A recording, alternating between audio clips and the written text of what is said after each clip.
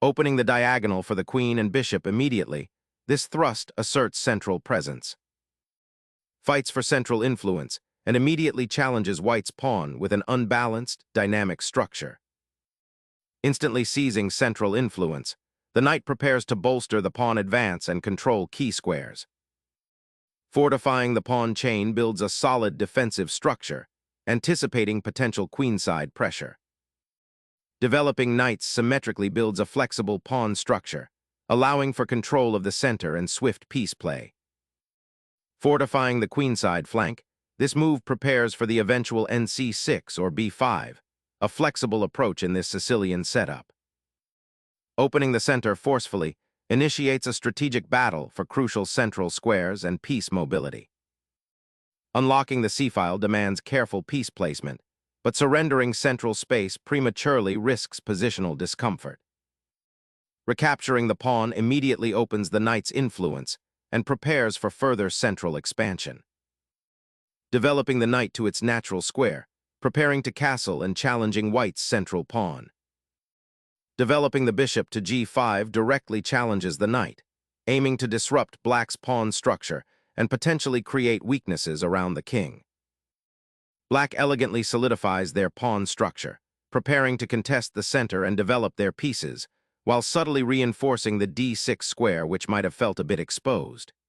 This maneuver anticipates potential central breakthroughs from white, creating a more robust defensive setup and opening lines for development. Opening up the f-file with vigor, white boldly contests central space and prepares an aggressive kingside pawn storm, potentially creating weaknesses around black's monarch. Developing the bishop to e7 solidifies black's pawn chain and prepares for castling, a crucial step in securing the king, while also indirectly challenging white's aggressive central pawn push. Asserting influence over the d5 square, white's queen now eyes the kingside, potentially preparing for castling or supporting a pawn advance. Developing the queen to c7 prepares for a potential b5 pawn push, challenging white's central control and offering better square access for the queen. Securing the monarch on the queen side opens up a bold initiative on the open files, preparing to unleash a battery against black's central pawn structure. Shielding the queen and preparing for a potential kingside push, this development solidifies black's central presence while subtly eyeing the f6 knight's path to e4, a tempting target for white's rooks. Securing the monarch from potential diagonals and centralizing the king's safety is paramount, especially with the opponent's active bishop eyeing the kingside. This move also subtly prepares for potential pawn pushes or rook activity on the c-file, anticipating future maneuvers. Black seizes the initiative on the queen side, threatening to unravel white's central structure and gain crucial space. This pawn thrust ignites a dynamic struggle, aiming to undermine white's carefully constructed kingside castling by opening lines for counterplay and potentially creating weaknesses around the enemy monarch. A bold gambit for queenside expansion. Positioning the bishop to the advanced diagonal offers improved attacking potential, both for pawn storm initiation on the kingside and for putting pressure on black's queenside development. Unleashing a bold pawn thrust, black immediately challenges white's central pawn structure and seeks to disrupt white's queenside development, forcing a decision on how to address the encroaching threat and potentially gaining valuable space. Pulling the knight back to c2 might seem like a concession, but it's a cunning repositioning, aiming to reroute it to a more influential square like e2, from where it can support the d4 pawn, join the kingside attack, or defend the king. This knight retreat subtly acknowledges black's aggressive queenside pawn push, acknowledging that a direct confrontation with the knight on c3 was becoming untenable with black's advancing pawns. The strategic goal is to achieve a more balanced development, avoiding being overly exposed on the queenside while preparing for future middle-game maneuvers. Developing the bishop to b7 prepares to exchange it for white's knight on d4, aiming to relieve pressure on the d6 pawn and potentially open lines for the queenside pawns. It also supports the advance of the queenside pawns further, a common theme for black in this Sicilian setup. Elevating the rook to the open file, white aims to dominate the central waterway, pressuring black's kingside and potentially preparing for an onslaught down the file as the queenside action subsides.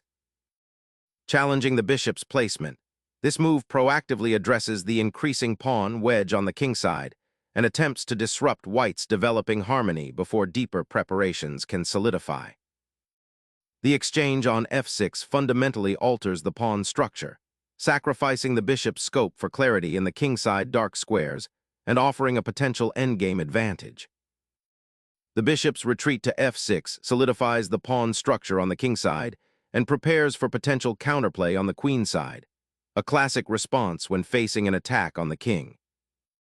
Redirecting pressure to the queenside, this maneuver eyes the c4 square, aiming to exploit the potential weakness created by black's pawn push. The queen steps forward, eyeing the queenside pawns and the vulnerable knight on c3, a bold repositioning that forces white to reevaluate their kingside castling posture. A curious retreat for the queen, repositioning to guard the kingside and potentially support a later g4 push, although it relinquishes central activity and grants black increased freedom to develop their pieces more aggressively on the queenside. Unleashing a pawn storm on the kingside, black aims to disrupt white's castled king and create immediate attacking chances, potentially opening lines for their pieces. Navigating the open files, white redirects the knight to d3, aiming to solidify the center and prepare for potential pawn pushes or rerouting for a queenside assault, subtly shifting the pressure from the kingside where black's aggressive pawn advance has created some weaknesses. The queen exchange, trading off the most powerful piece, signals a shift towards a more positional struggle, potentially simplifying the complex middle game for black. The immediate recapture of the rook solidifies white's central presence and prepares for a potential kingside advance, while subtly addressing the now unbalanced pawn structure after black's aggressive pawn push. Opening the d-file with the bishop's retreat offers a much-needed defensive reinforcement and prepares for potential counterplay on the queenside. It's a subtle shift, acknowledging the pressure and seeking to rebalance the board by activating the dormant bishop. Reinforcing the kingside pawn structure solidifies the white king's safety after the earlier castling to the queenside, aiming to create a stable defensive perimeter against any potential black pawn advances. The king bravely ventures out, seeking refuge and potential activity on the kingside, aiming to avoid the impending storm brewing on the queenside from white's aggressive pawn push. A bold attempt to shatter black's queenside pawn structure, this advance immediately challenges the pawn chain, aiming to pry open lines for white's rooks and potentially create weaknesses around the black king.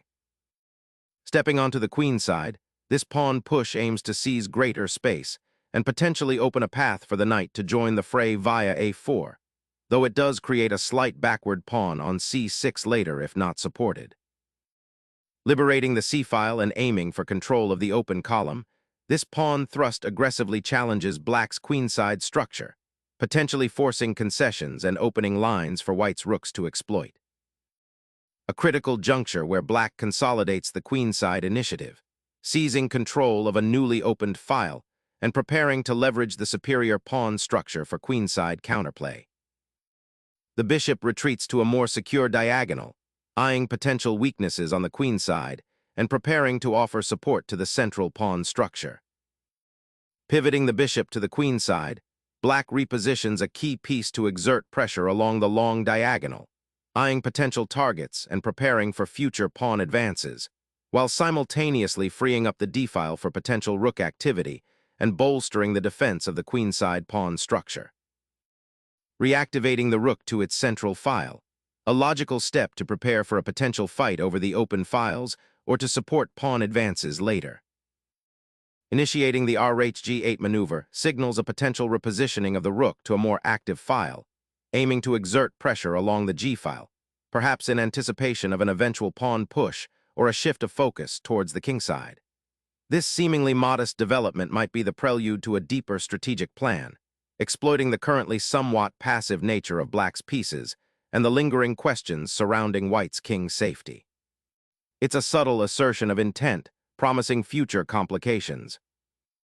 White unleashes a bold pawn thrust, dramatically injecting tension into the kingside and seeking to pry open lines towards black's potentially vulnerable monarch. This maneuvering piece on c8, the rook, now eyes the open c-file with renewed purpose, potentially challenging white's queenside initiative and threatening to flood into the heart of the enemy position, creating dynamic imbalances. Clearing the way for the queen to re-enter the fray, this maneuver aims to activate white's dormant knight and potentially threaten pawn advances on the king side, seeking to exploit the somewhat exposed black king position. Injecting the knight into the center creates immediate tactical complications and eyes the weakened dark squares around white's king. Unlocking the c-file and preparing a potential breakthrough, this knight repositioning aims to disrupt black's precarious pawn structure on the queen side and create new avenues of attack. Saddling the knight to that advanced square, aiming for the kingside pressure, feels a bit optimistic given the open g-file and the exposed black king. This maneuver invites a counterattack. Consider how white's queen can redeploy to join the assault on the enemy monarch, potentially exploiting the weakened pawn structure. The immediate threat isn't overwhelming, but the long-term positional implications are concerning. Refocusing the rook to the more active open file is a sensible repositioning, aiming to challenge black's impressive knight outpost and eventually shore up the weakened kingside. Black's bishop now stakes a claim on the important diagonal, eyeing white's weak d3 square and preparing to support the kingside advance. Doubling rooks on the g-file, white aims to exert pressure and potentially open lines towards black's king, a welcome change from the passive maneuvering seen earlier. A bold initiative to stir up the queenside and introduce tactical possibilities, aiming to exploit the open c-file and potentially disrupt white's pawn structure. Rerouting the knight via the central squares offers a strategic repositioning, aiming to establish better defensive coverage on the queenside and potentially contest the open c-file if black allows it, though it sacrifices immediate central presence. Unleashing the knight to the center dramatically reshapes the battlefield, aiming to exploit the now exposed white king and disrupt the opponent's coordination. Recapturing the rook on the g-file allows white to prepare for a potential queenside pawn push, aiming to create weaknesses in black's cramped position and potentially open lines for attack. The rook's relocation to d8 signifies a potential regrouping, aiming to bolster the d-file and challenge white's control, possibly preparing for a future advance or a defensive maneuver to protect the king's sector. Sacrificing tempo to break open lines around the enemy king, this gambit aims to exploit the exposed dark squares and potentially activate the f-file for further pressure. King's safety has become a pressing concern for black, as the monarch is exposed on the dark squares, and the g-file now presents an open highway for white's rooks. A calculated risk, accepting a doubled pawn on the d-file to pry open lines and disrupt black's pawn structure. The material balance shifts dramatically with this capture, fundamentally altering the game's character from a complex positional struggle to a more open, dynamic affair where the rook's new central presence on the now open file demands immediate attention. The exchange on d6 solidifies white's control of the now open d-file, creating a powerful central outpost for the rook and putting significant pressure on black's somewhat awkward piece placement, particularly the bishop on a6. The black rook now abandons its post on the d-file, leaving the d6 pawn vulnerable to a pawn push. This maneuver also opens up a potential diagonal for white's remaining pieces to attack the black king, which looks increasingly exposed with the g-file now somewhat weakened. The exchange on c6 finally resolves the dangerous doubled pawns for white, opening the c-file for immediate pressure and simplifying into a more manageable endgame where the active rook can dominate. The dust settles, revealing a knight boldly venturing into a now open landscape, a testament to the prior skirmish that stripped away central pawns and invited such exchanges. This capture fundamentally alters the material balance, initiating an endgame where pawns become the primary currency and king activity will soon be paramount. Focusing on the newly opened diagonal for the bishop, this repositioning aims to create immediate pressure against black's potentially exposed king position, hinting at a future pawn push or piece sortie to exploit any lingering weaknesses. Reclaiming central space and preparing to activate the bishop by repositioning it to a more robust diagonal. Shifting the knight to d2 aims to reorient the cavalry toward the queen side, potentially supporting a pawn push like c5, or preparing to redeploy to a more active square like c4, thereby enhancing the structural integrity of white's pawn chain and offering greater flexibility in responding to black's doubled rooks. Emboldening the kingside pawn structure further initiates a dangerous advance, potentially carving out new attacking avenues at the cost of weakening the king's immediate shelter. Fortifying the pawn structure and activating the bishop on the queen side by repositioning it to a more influential diagonal is the logical continuation. Igniting a pawn storm on the king side to disrupt white's king safety, this aggressive thrust aims to exploit the potential weaknesses created by white's earlier rook exchange and the centralized black knight. The knight's leap to c4 aims to solidify control over key central squares, specifically d6 and e5, while potentially preparing for future pawn pushes or a repositioning to attack the king's defenses. The bishop emerges from its retreat, aiming to contest control of the central diagonal and potentially support further pawn advances on the king side. Re-establishing pressure on the d-file, the knight now aims to support a potential advance on the queen side, forcing black to consider how to solidify their pawn structure under this renewed assault. The knight bravely ventures into enemy territory, seeking a strong outpost on d4, potentially disrupting white's centralized pieces and threatening the vulnerable pawn chain. Opening the king's escape route forces black's hand to defend their monarch, disrupting their pawn structure and potentially exposing weaknesses. The king, having ventured out, now faces immediate threats as the pawn advances, cutting off escape routes and creating a powerful central presence for white's remaining pieces. Initiating development of the bishop to a more active square, aiming to disrupt black's currently rather solid pawn chain.